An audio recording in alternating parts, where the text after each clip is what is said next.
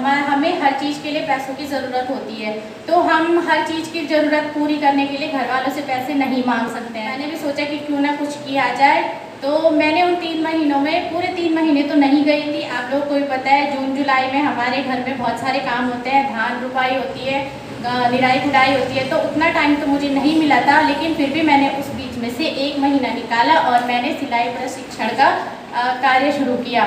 उस बीच मेरा कॉलेज में एडमिशन भी हो गया था, तो मैं थोड़ा सा टाइम निकाल के 1-1.5 घंटे वो काम भी करती थी। तो वो काम मैं अभी जारी मेरा कर रखा है। गाँव में रहते हैं हम लोग, तो जब भी मुझे टाइम मिलता है तो आसपास के हमारे गांव वाले भी मेरे पास लेके आते हैं सूट वगैरह सब कुछ। आपको पता ही है आजकल पहनावे में कितनी सारी वैरायटीज़ आ गई हैं, इतने सारे फैशन के कपड़े होते हैं।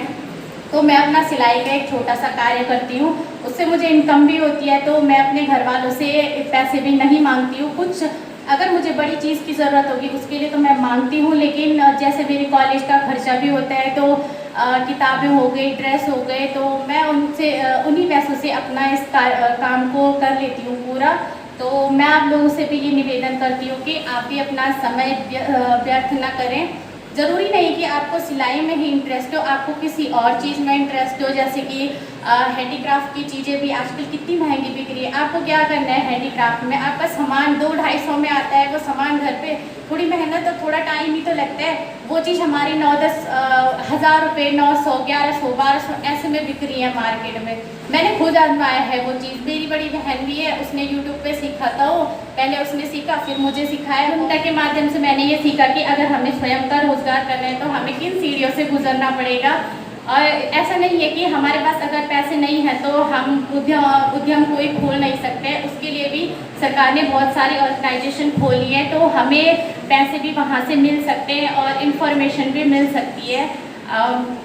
12 दिन के कैंप में हमने विजिट भी किया है एग्रीकल्चर के क्षेत्र में। हम धीरे से आगे गए थे, वहाँ पे हमने बहुत सारी वैरायटीज़ देखी एग्रीकल्चर में। वहाँ हमें देखने को मिला है कि अगर इंसान मेहनत करे तो क्या नहीं कर सकता। वो सर हमारे बीच आए थे, उन्होंने कहा था कि उनकी मंथली इनकम जो है वो जो उनका खर्चा वगैरह आता है उन सबको हटाकर जो उनके पास इनकम बचती है वो उनकी मंथली 1-1.5 लाख रुपए तक जाती है।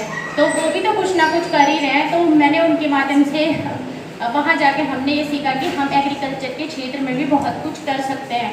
और उद्यमिता के माध्यम से मैंने भी ये सोचा है कि अगर मैं अभी तो मैं आगे की पढ़ाई कर रही हूँ, लेकिन अगर भविष्य में वो उस पढ़ाई में अगर मेरा कंप्लीट नहीं हुआ तो मैं चाहूँगी कि मैं इसी क्षेत्र में अपना आगे कुछ करूँ, फैशन डिज़ाइन का कोर्स करूँ या फिर ब्यूटी पार्लर का कोर्स करूँ।